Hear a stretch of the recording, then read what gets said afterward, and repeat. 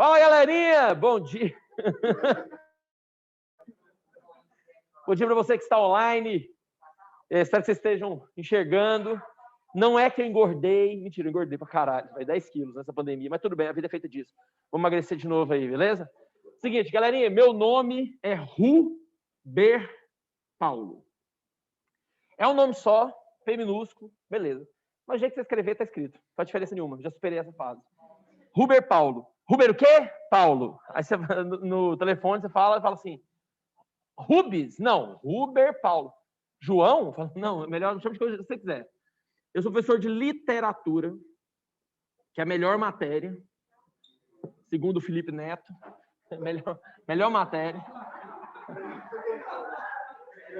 Esse ano, vou dizer algumas coisas para vocês. Deixa eu só colocar o chat aqui aberto. Eu tenho 7 pessoas. Bom dia para todos vocês. Dessa vez eu não vou falar o nome, eu fui muito feliz. Giovana, bom dia. Rebeca, bom dia. Bom dia, Igor. Bom dia, Bruna. Bom dia, César. Fico muito feliz que vocês passaram de ano. Bom dia, João Vitor. Bom dia, Amanda. Bom dia, Cecília. Bom dia, Nicole. E bom dia para todos vocês que estão aqui nesta aula presencial. Bom. Como é que funciona a literatura no terceiro ano? Vamos primeiro por partes. Eu tenho 3 coisas a dizer para os alunos que entraram aqui agora. Eu tenho déficit de atenção gravíssimo, irreversível, e eu não consigo dar aula. Se tiver conversa, eu sei que não vai ter, porque o protocolo existe, vocês não conversem. Mas, assim, é só por isso. Muitas vezes eu vou me perder, às vezes sem querer, se o aluno me perguntar uma coisa, no meio de uma explicação, eu vou esquecer o que eu estava falando. Mas aí eu volto e lembro o que eu falei. É sempre assim. E o mais importante sobre isso é o seguinte, o terceiro ano funciona como uma revisão do ensino médio. E eu sei que vocês têm alguns processos. O primeiro foi o primeiro ano, que eu não estava aqui, mas que é legal que a gente vai rever as coisas que vocês viram no primeiro ano. O segundo ano, a gente teve aula presencial até março. De 17 de março, a coisa começou a degringolar, e a gente só foi ter aula, assim, a gente foi conseguir normalizar as coisas em abril, março, abril, maio, e a gente teve aula online, mas a gente sabe como é que funciona a aula online. Porque não é culpa da escola, do professor, é porque a aula online existe um universo que dispersa a gente. Escola é um espaço em que você não tem muita forma de dispersar. Claro, você vai dispersar muitas vezes, mas é menos do que em casa. Em casa, sua mãe vem falar com você porque ela esquece que você está tendo aula online. Em casa, você recebe uma mensagenzinha no WhatsApp e fala, de repente, nossa, já acabou o dia? Nossa, eu nem vi. Você está no WhatsApp desde que começa a aula. É assim que funciona. Então, eu sei como é que funciona.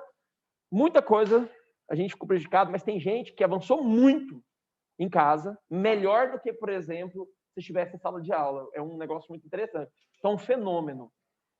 Para resolver isso, é ótimo o terceiro ano ser presencial. E vocês que estão em casa, que os dias vocês vão estar aqui, sala de aula. Não agora, mas daqui uns dias. Por quê? Porque nós vamos tomar, provavelmente, uma vacina e as coisas vão funcionar bem. Eles estão falando que estão muito felizes se vocês vierem. E o que acontece é o seguinte, qual que é a ideia? A ideia é a gente fazer uma revisão de tudo durante esse ano inteiro, uma revisão mais aprofundada. Não tem livros esse ano obrigatórios. Não tem. Apesar de que muitas vezes falar de um livro, falar de um texto, trabalhar uma coisa, mas terceiro ano a gente não trabalha livro obrigatório porque o Enem não cobra livros. Entretanto, acontece que nós temos os vestibulares fora de época, nós temos os vestibulares no final do ano, e aí, conforme as coisas vão se organizando, a gente pode futuramente, sei lá, ter uma aula de UFO, ter uma aula de FUVEST. Isso não é um problema, depende muito da demanda e a gente vai se organizando. Eu tenho aula com vocês todas as terças-feiras, por enquanto. E é uma aulinha por semana para o conteúdo inteiro. É muita coisa. A gente precisa correr bastante. A primeira aula é mais tranquila, mas a gente precisa correr bastante. E aí, galera, eu preciso muito, assim... Quando a gente começa a falar de literatura, é muito difícil a gente separar a literatura de leitura. Vocês precisam ler. É importante ler. Se você chegou no terceiro ano sem ler os livros obrigatórios do primeiro e do segundo, vai ser mais difícil para você. Sem contar que a prova do Enem não cai livro. E nem o Enem nem cobra teoria literária, de fato. Você tem uma ideia? O Enem cobra interpretação de texto literário. Eu acho que, se eu não me engano, eu tinha feito o cálculo ano passado, são 73% da prova em geral, dos últimos 10 anos, 73% da prova foi de texto literário. Só que olha só, dessas, por prova, de 3 a 4 questões das 45, quer dizer, a gente está falando de 10%, 8%, de 3 a 4 questões das 45 são de teoria literária. Então, é muito texto literário, mas pouquíssima teoria. E por que a gente estuda teoria? Porque é igual, sei lá, um médico. Ele estuda a anatomia inteira. Ele sabe o nome dessa parte da falange, o nome. Porque é importante você estudar a estrutura, você compreender melhor quando for, sei lá, né, quando tiver alguma questão com relação a isso. Então, a gente sempre faz isso no total. Literatura é igual história. É bom você lembrar as coisas, não precisa lembrar de datas, mas, por exemplo, você falar romantismo, o que você sabe de romantismo? Você precisa lembrar dessas coisas básicas. São coisas básicas. O romantismo surgiu no Brasil no século XIX. Bom, isso é básico. Tinha o indianismo. Lembrou de alguma coisa. O romantismo falava de amor. Ótimo, já entendeu um pouco das coisas. E assim por diante. Quer dizer, essas coisas, esses processos ajudam você a se deparar com um determinado tipo de texto e conseguir compreender. Você pega um poema, por exemplo, você pega um poema moderno, Ana Cristina César. Tem nada a ver com romantismo, tem nada a ver com modernismo, ou com o realismo, naturalismo, parnasianismo, mas quando você pega esse tipo de texto, você vai perceber que tem uma linguagem diferente do que era antigamente, e, portanto, você consegue identificar. Então, eu acredito que seja esse o caminho. 2 aulas andam juntas, muito bem casadas. A aula da professora Priscila, aqui é a aula de interpretação de texto, não é? A aula da Priscila, aula de literatura. Entendeu? Apesar de que eu sou ligeiramente mais bonito e mais elegante também, né? Do que a Priscila. Ela é mais bonita que eu porque ela é mulher. Eu sou homem e homem não é bonito mesmo, não. Não sei como é que vocês gostam. Vamos lá. Bom, vamos começar. Eu vou fazer uma espécie de introdução aos estudos literários. Esse aqui é irônico, tá? Tô brincando. Não vou fazer introdução de nada, mas só para... O título dessa aula hoje é Introdução aos Estudos Literários. Isso aí, vocês aprenderem. Quando eu penso em Introdução aos Estudos Literários, eu preciso entender e voltar lá no primeiro ano. O que vocês aprenderam no primeiro ano primeiro? Primeiramente, vocês vão aprender no primeiro ano, ou vocês aprenderam? Vamos voltar para o primeiro ano, esquece que vocês aprenderam tudo, vamos tentar resolver.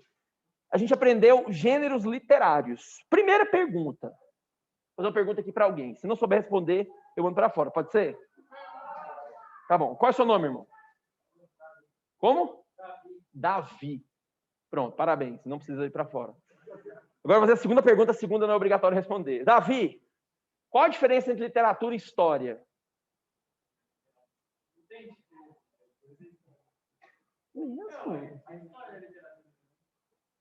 Cara, você podia ver meu rosto, pra você ver a minha cara de irônica aqui. Não tem diferença? Tem. Então, qual é a diferença?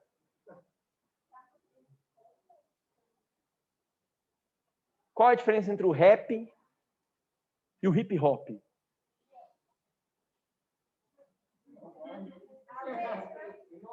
Qual a diferença entre o rap e o charme? Charme.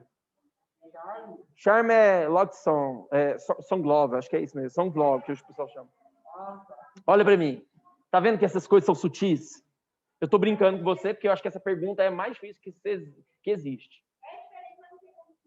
Eu explico, mas não dá conta de tudo, entendeu? Quer dizer, a minha explicação ela é aceitável, mas eu precisaria de muito mais elementos para explicar. Grosso modo, hein? Pelo amor de Deus, não pesquisa aí, não pesquisa na Wikipedia e vê que eu estou errado. Não. Grosso modo, o que funciona?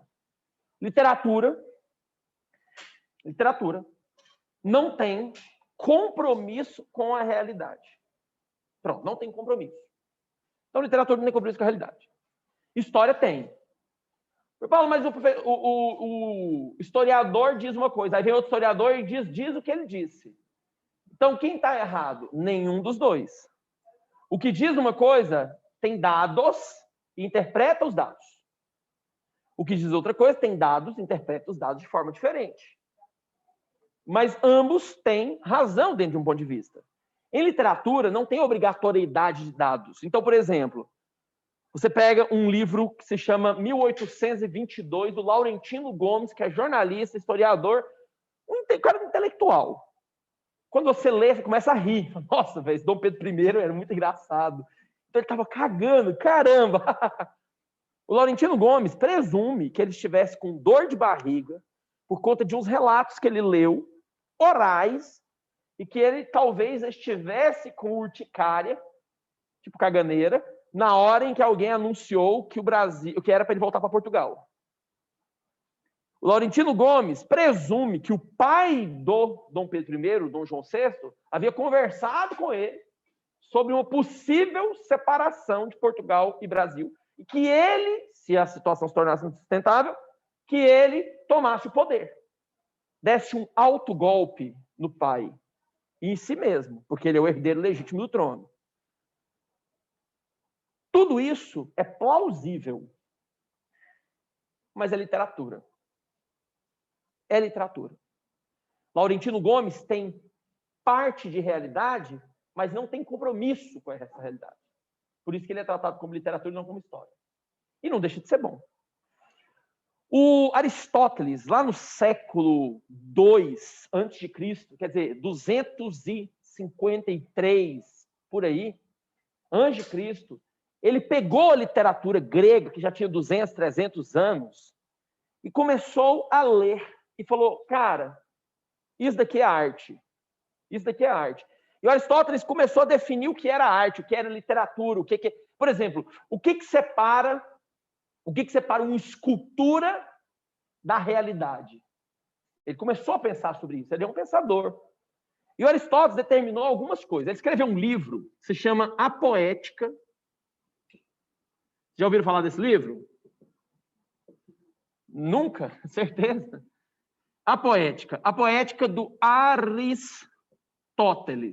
É assim, ó, toda literatura clássica, a gente se baseia no modelo aristotélico de compreensão literária. Melhor, toda análise literária clássica segue o modelo aristotélico. Não que ele seja o dono da razão, mas que ele segue um modelo, um modo de pensamento grego. Os gregos foram os primeiros a inventar a gramática. Os gregos foram os primeiros a fazer da literatura um aspecto político, social e ideológico. Assim, os primeiros eu não sei, mas pelo menos do Ocidente a gente não tem notícia de outro povo.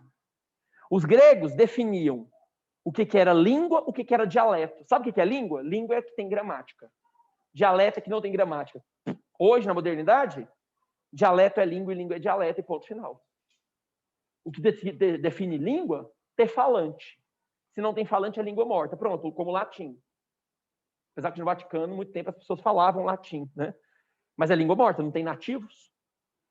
E o ponto legal sobre isso é que o Aristóteles diz assim, na poética, ele fala assim, ó, a arte é a expressão do belo. Legal. Boa expressão. Se a arte é a expressão do belo e o belo é relativo, então o que é arte? Nada, né? Nada é arte, tudo é arte. Tipo, essa máscara minha é arte, meu relógio é arte, o tênis, calça, cueca é arte. Não é.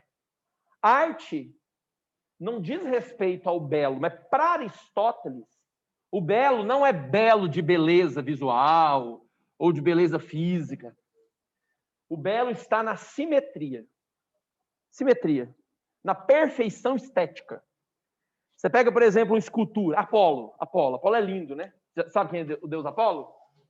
Apolo é o deus mais lindo do Olimpo. Ele é tão lindo, tão lindo. É verdade essa história. Zeus casou Apolo com Afrodite. Casou.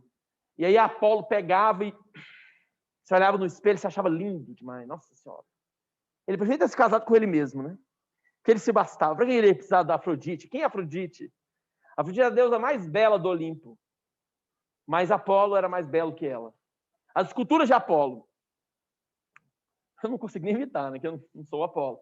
Apolo, cabelos cacheados, olhos altivos, nariz perfilado, queixo quadradinho, perfeito, barriga de tanquinho, mas não tanquinho de halterofilista, um tanquinho de um homem magro, mais forte, né? Braços torneados, aliás, pernas torneadas, braços definidos.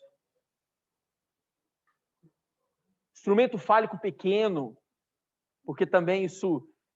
Os gregos se importavam muito com o instrumento fálico, mas o negócio do instrumento fálico pequeno dá ali um tom de harmonia. Pés perfeitos, não muito grandes, não muito pequenos, né? Veias, você vê as veias, parece, você olha para as esculturas de Apolo, parece que as veias estão pululando ali. É tão real, que sinceramente, se você tem um negócio desse na sua casa, acorda de noite para beber água, você tá doido, né? Por isso que existia esse negócio de fantasma antigamente. Você fala, nossa, tem um fantasma. Não, é só Apolo. Era um cara, assim, uma escultura linda. É perfeita. É simétrica. Então é arte, segundo Aristóteles. Hoje, na modernidade, arte é qualquer coisa que alguém fizer e chamar de arte. Aí você fala assim, eu não concordo. Ok. Tanta coisa que eu não concordo e nem por isso eu estou certo, né? Porque é o seguinte, uma escultura, um grafite, só tem meios diferentes, perspectivas diferentes, claro, técnicas diferentes. Mas não deixam de ser, de uma forma ou de outra, uma expressão humana. Então, Aristóteles não está certo para a modernidade. A modernidade não confia nesse conceito de Aristóteles. Mas esse conceito é um conceito real. O homem vitruviano, que foi lembrado pela Rebeca, a história do homem vitruviano é incrivelmente interessante. O Leonardo da Vinci pintou, né, desenhou o homem vitruviano, mas o homem vitruviano é de algumas escavações no Egito Antigo, revelaram um desenho muito parecido com essa do homem vitruviano. Porque os egípcios, eles tinham muito conhecimento científico. Bom, os corpos mumificados estão intactos em grande parte até hoje, né? Esses caras, deu ideia, nos Maia, Aztecas Maia, nas pirâmides Maia, você encontra, e já encontraram, hoje, múmias com cérebro trocado. Eles tentaram transfusão de cérebro. Não conseguiram, claro. Porque, né, na época não tinha. Ainda não tem. Mas tentaram. Então, eles tinham conhecimento de anatomia. O que o Leonardo da Vinci faz com o vitruviano é exatamente isso, né? É fazer esse desenho da perfeição, simetria. Leonardo da Vinci é bem depois de Aristóteles, século XVI, mas o Leonardo da Vinci já ele bebe da fonte aristotélica, ele bebe da fonte grega. O Renascimento é o ressurgimento do conceito grego. Vocês estão entendendo tudo agora, né? Tá vendo tanto que fica bem? Ou não? Tá uma bosta? Tá de boa? Então tá bom. Quer ir para casa? A arte é a expressão do belo. Eu já quero, já quero. A arte é a expressão do belo. Então, quando eu falo que a arte é a expressão do belo, para Aristóteles é isso. Esse é um conceito dele. Aristóteles também formula 4 conceitos que vão ser importantes para nós. Um conceito, esse daqui é ótimo, é o conceito de catarse, que eu falei lá no primeiro ano. Agora eu falei desse conceito. Catarse. O que é catarse? Catarse é, grosso modo, não precisa pesquisar não, grosso modo, é a emoção.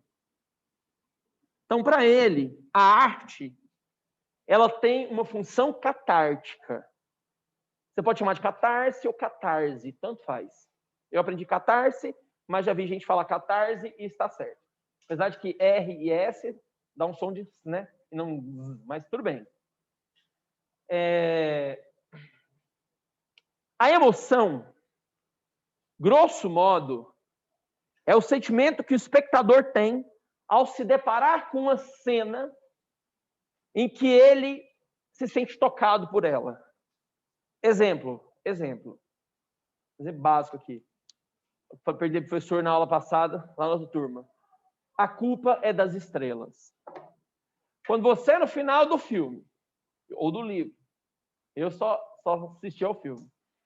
Quando você, no final do filme, do livro, se depara com a quebra da expectativa emocional, você fala, e aquilo vem e amarga seu coração, porque você se coloca na cena. Isso é catarse.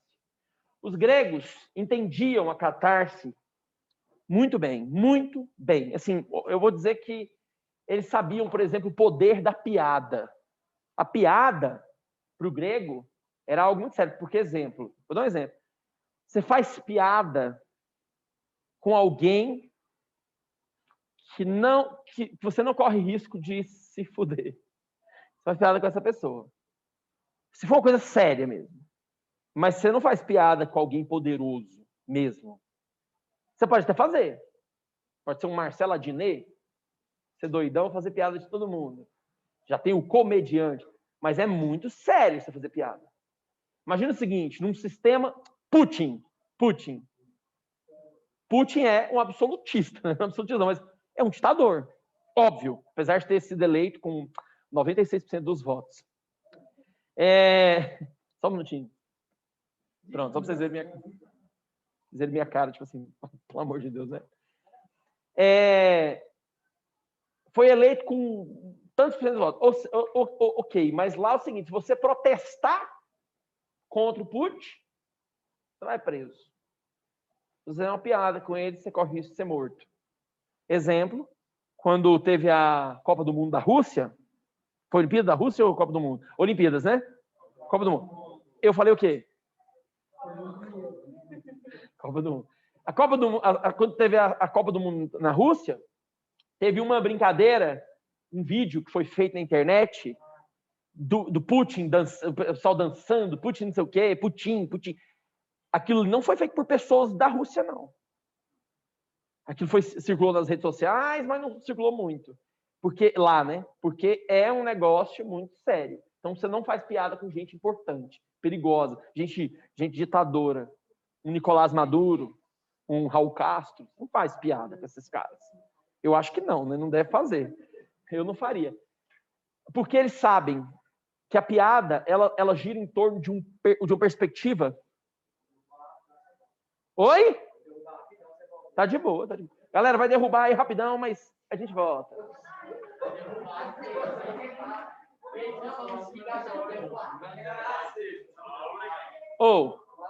eu falar uma coisa pra vocês aqui.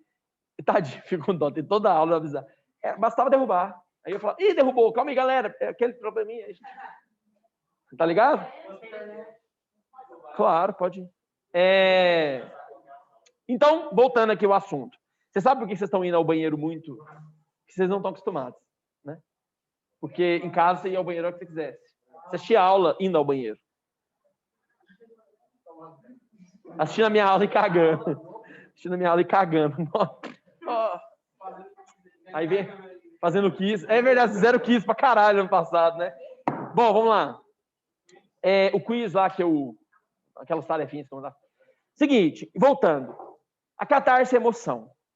Tá certo. Uma vez que a catarse é emoção, ele foi para derrubar, ele falou que ia derrubar. Não é ele que me derruba? Eu sou só um... Aí, porque eu tô do Célio que